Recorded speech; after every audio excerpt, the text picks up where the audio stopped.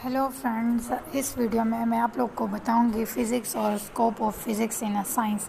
So first of all, videos देखने से पहले सबसे पहले मेरे चैनल को सब्सक्राइब करें और साथ में बेल आइकन को प्रेस करें और वीडियो जो है वो आप लोग पूरी देखें, क्योंकि जब तक आप लोग पूरी वीडियोस नहीं देखेंगे तब तक आप लोग को पूरे कॉन्सेप्ट की समझ नहीं आए।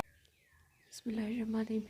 Today the topic is physics and the scope of physics in science, technology and society. यानी आज हम फिज़िक्स के बारे में पढ़ने वाले हैं कि फ़िज़िक्स क्या है और इसका स्कोप क्या है साइंस में, टेक्नोलॉजी के लिहाज से और सोसाइटी के लिहाज से। तो फर्स्ट ऑफ ऑल तो ये जानना ज़रूरी है कि फ़िज़िक्स कहते किसे हैं। So we have to explain physics first. तो फिज़िक्स को हम एक्सप्लेन करते हैं that the branch of science in which we study about the matter, energy and the relationship between matter and energy। यानी फिज़िक्स हमारे पास साइंस की वो branch है जिसमें हम स्टडी करते हैं, मैटर के बारे में स्टडी करते हैं, एनर्जी के बारे में स्टडी करते हैं और इन दोनों का जो म्यूचुअल रिलेशनशिप है उनके बारे में स्टडी करते हैं। ठीक है, तो इनके कम्बिनेशन से जो हमारे पास आ जाता है वो फिज़िक्स आ जाता है। यहाँ पे क्वेश्चन एक रियलाइज़ ये होता है कि मैटर किसे कहते हैं, एनर्जी किसे कहते हैं। सो हम कहते हैं कि कोई भी चीज़ जो क्या करता है, विच ऑक्यूपाइज सम स्पेस, यानी कोई भी चीज़ जो आपके पास क्या करती है, जो कोई जगह घेरती है, कोई चीज़ जगह ऑक्यूपाई करती है, उसको हम मैटर कहते हैं। लेट्स सपोज अगर हम बात करते हैं अबाउट अ चेयर, तो हमारे पास चेयर क्या करती है, थोड़ी कुछ ना कुछ जगह ऑक्यूपाई करते हैं, इसको हम मैटर कह सकते हैं। उसके बाद आता है कि एनर्जी क्या है। Energy the capacity of a body, the capacity the ability of a body to do work is called energy. ठीक है, तो किसी भी जब हम मैटर को स्टडी करते हैं, एनर्जी को स्टडी करते हैं, इन दोनों के म्यूचुअल रिलेशनशिप को स्टडी करते हैं, तो हम इस सब्जेक्ट को जो नाम देते हैं वो फिज़िक्स कहते हैं। ठीक है, उसके बाद फिज़िक्स के बेसिक मीनिंग है नेचर। तो हम यूजुअली कहते हैं कि जब हम नेचर के बारे में स्टडी करते हैं, हम यूनिवर्स के बारे में स्टडी करते हैं, तो उसको हम क्या कहते हैं, फिज़िक्स कहते हैं। इन आवर डेली लाइफ हम क्या करते हैं, स्कोप ऑफ फिज़िक्स पढ़ते हैं। Scope of physics in the field of science, in the field of technology and in our society. First of all physics explain करता है नेचर को and the occurrence of nature by using the law of physics.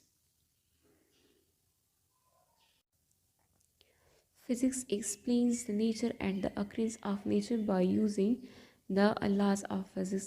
It means that कि हम क्या करते हैं, हम universe के बारे में स्टडी करते हैं।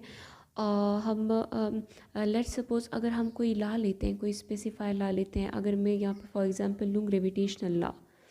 सो accordings to the gravitational law हम इस यूनिवर्स को ईज़िली अंडरस्टैंड कर पाते हैं, इसके फेनोमेनन्स को। आई मीन टू से अगर हम कहें कि आपके पास एक एप्पल है और एक एप्पल जब गिरता है then it moves towards downward, ये आता है टूवर्ड्स द अर्थ। ये क्यों ऐसा होता है, this is just because of the gravitational law. अगर हम यूनिवर्स में बात करें, अगर आपके पास अर्थ है और अर्थ के अराउंड जितनी भी आपके पास सैटेलाइट्स है, तो ये सैटेलाइट्स जिस तरह वर्क करते हैं, जिस तरह ये काम करते हैं, it is around the earth, this is just because of the gravitational law. अगर हम बात करें सोलर सिस्टम की, तो सोलर सिस्टम में जिस तरह प्लैनेट्स मूव करते हैं around the sun, this is also just because of the gravitational law. ये भी ग्रेविटेशनल लॉ क्या करता है, इस चीज़ को एक्सप्लेन करता है। And this are is possible because of the physics, this is the scope of physics. अगर हम बात करें कम्युनिकेशंस की, let's suppose first of all phone थे, now mobile system, internet technology, this is also the applications and the scope of physics. हम phone को use करते हैं चाहे हम जितनी भी दूर दराज के एरियाज़ में हो, because of the communication system हम इजीली क्या कर सकते हैं, हम इजीली बात कर सकते हैं अपने नेबर्स से, अपने रिलेटिव्स से। अगर हम बात करें the scope of physics in case of mass, in case of mass I mean to say अगर हम अगर हम देखें mass of electron, so the mass of electron is 9.1 × 10⁻³ kg। And the mass of universe is 10⁵ kg। It means to say this कि हम electron का मास क्या कर सकते हैं, डिटरमाइन कर सकते हैं। This is the scope of physics. So we can easily determine the mass of electron and the mass of universe, यानी बहुत ज़्यादा छोटी सी मास की तरफ के से आप जाते हैं एक बहुत बड़ी मास की तरफ, यूनिवर्स की मास की तरफ। ठीक है, ये सब डिटरमाइन है जस्ट बिकॉज ऑफ फिज़िक्स। अगर हम बात करें scope of physics he in case of length, हम एटम की बात करते हैं, एटम के स्ट्रक्चर की बात करते हैं। एटम पे जितने पार्टिकल्स हैं, न्यूक्लियस है, इलेक्ट्रॉन्स है, प्रोटॉन्स है और न्यूट्रॉन है, इन तमाम को अगर हम स्टडी करते हैं तो ये भी आ जाता है फिज़िक्स में। अब न्यूक्लियस का साइज़ कितना है, तो इट इज़ अप्रॉक्सीमेटली 10⁻⁴ मीटर। उसके साथ साथ अगर हम छोटे मास से जाते हैं टूवर्ड्स द बिग मास, यानी मास ऑफ यूनिवर्स या the size of universe, the size of universe is approximately 10⁻26 metre. अब हम scope of physics in a case of time measurement, यानी हम इजीली टाइम को मेजरमेंट कर सकते हैं, उसको मेजर कर सकते हैं। लेट्स सपोज अगर मैं कहूँ कि आपके पास कितने टाइम में सन की लाइट आती है टूवर्ड्स द, इट्स अप्रॉक्सीमेटली 6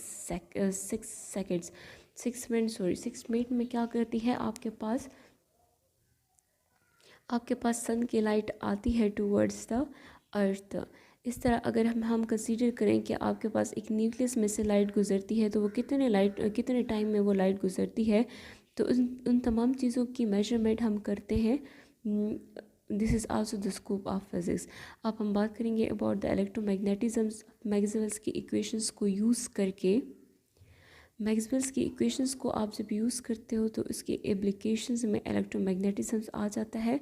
यानी इलेक्ट्रोमैग्नेटिज्म्स हम क्या करेंगे, इलेक्ट्रिसिटी एंड मैग्नेटिज्म, इलेक्ट्रिसिटी और मैग्नेटिक फील्ड को आप क्या करते हो, आप यूज़ करते हो, और उससे आपके बहुत सारे वाइड एप्लीकेशंस आ जाते हैं। लेट्स सपोज अगर आप बात करते हो सोलर सिस्टम की, अगर आप बात करते हो जनरेटर्स की, तो ये तमाम क्या आ जाते हैं, ये इलेक्ट्रोमैग्नेटिज्म्स यानी बेसिकली मैक्सवेल्स इक्वेशंस की एप्लीकेशंस हैं।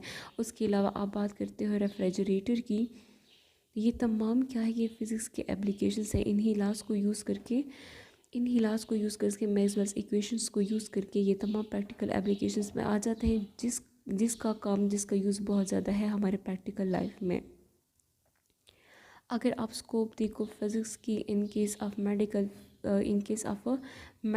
फील्ड, तो आप यूज़ करते हो ECG, MRI, X-rays, ultrasound et cetera. ये तमाम फिज़िक्स की एप्लीकेशंस हैं जिसको आप यूज़ करते हो इन केस ऑफ मेडिकल पर्पसेस। यानी आपके पास कोई हार्ट प्रॉब्लम है तो आप इजीली ECG यूज़ करते हो, इससे हमें पता चल जाता है। MRI यूज़ करते हो ब्रेन के इमेजेस के लिए, एक्सेस को यूज़ करते हो। लेट्स सपोज और आपको कोई स्टोन का मसला है तो उसके लिए आप अल्ट्रासाउंड एक्सेट्रा यूज़ करते हो। So this is the scope of physics which we usually use in our daily life. Thanks.